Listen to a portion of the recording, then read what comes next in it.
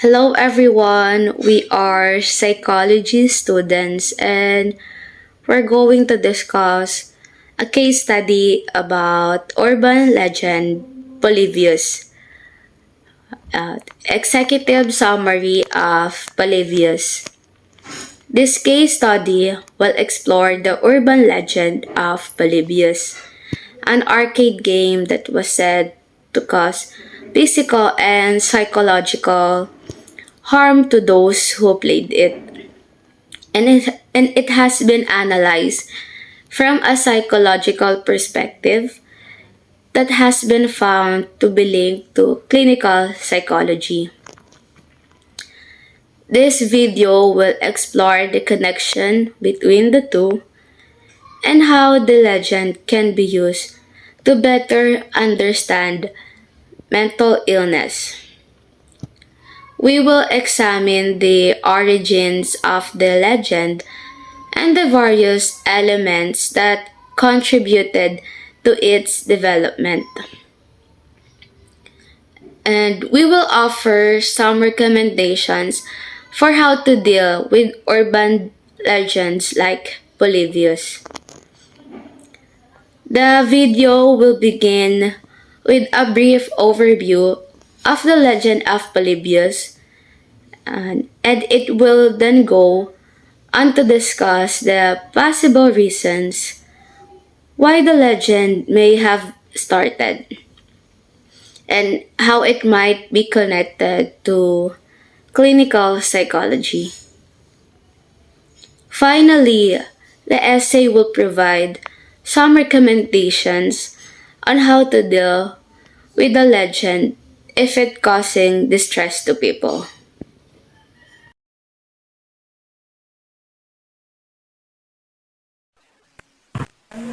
The urban legend called Polybius has been circulating for many years, and the legend goes that in 1981, a new arcade game called Polybius appeared in Portland, Oregon. The game was said to be so addictive that it caused players to suffer from seizures, nightmares, memory loss, hallucinations, and even commit suicide. The key problem with Polybius is the lack of concrete evidence for its existence, despite numerous claims about the game and its supposed effects. No reliable records or artifacts have been found to confirm that Polybius was a real game. As a result, many experts believe that the story of Polybius is just a hoax or an elaborate piece of fiction. So the game was allegedly removed from arcades shortly after its release and has since become the subject of much speculation and myth making. For us to know the study about this urban legend, we will discuss it and elaborate what is Polybius is all about.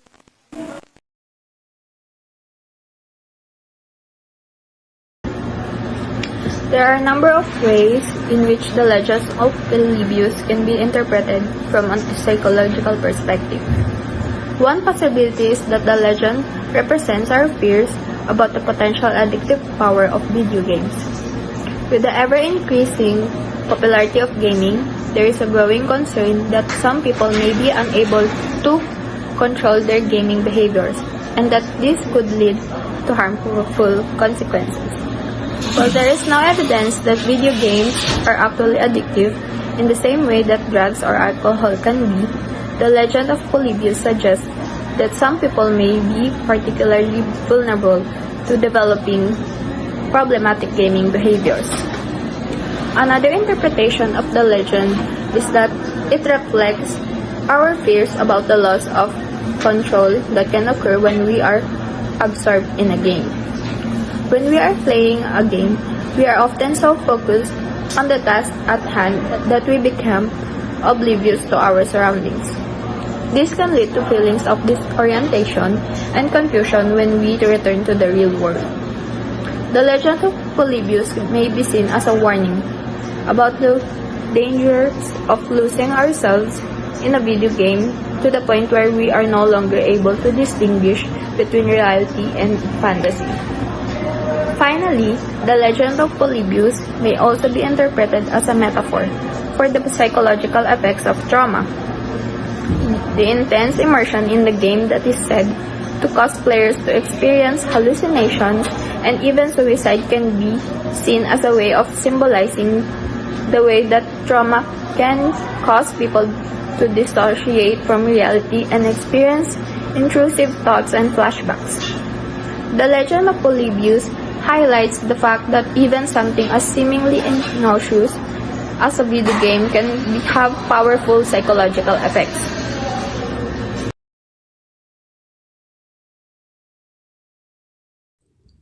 Recommendation and implementation plan about the urban legend called Polybius. There is no evidence that the game of Polybius actually existed. However, the legend can be used to help explain some of the negative effects that video games can have on people. In particular, the legend can help to explain why some people develop video game addiction or other problems after playing video games. If you are concerned about the effects of video games on your health, there are a few things you can do to protect yourself. First, be sure to only play video games in moderation. Too much of anything can be harmful, and this includes video games. Second, be aware of the signs of video game addiction and seek help if you or someone you know is showing these signs or symptoms. Finally, remember that video games are meant to be fun. If they are no longer fun or are causing problems, it may be time to take a break. Some other recommendations you may follow or do are that parents and individuals themselves should have some knowledge or information regarding the video games they will play so that they will have a precautions before playing it.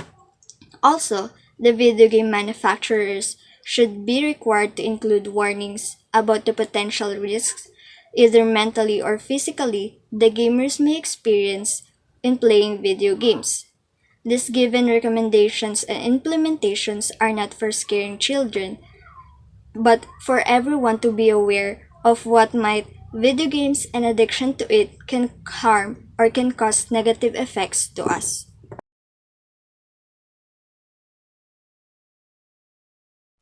In conclusion, the urban legend of Polybius raises a number of important issues for clinical psychology.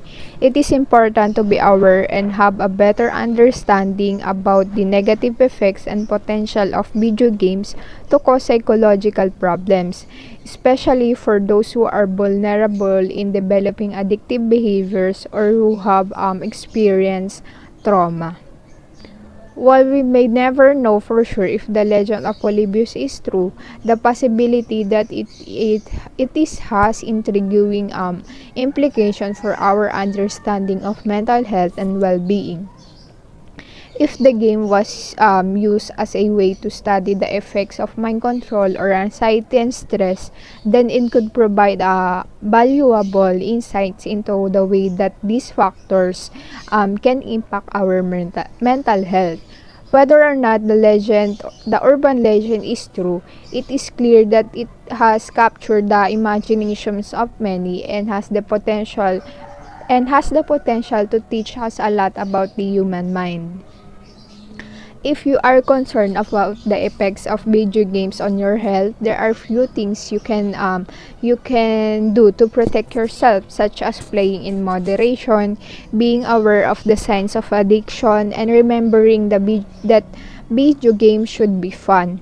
Excessive gaming can lead to number of problems such as sleep deprivation, social isolation, and even depression. If you find that you cannot control your gaming habits, it may be time to seek help from a professional. Remember, video games can be enjoyable and harmless, but they should never take over your life.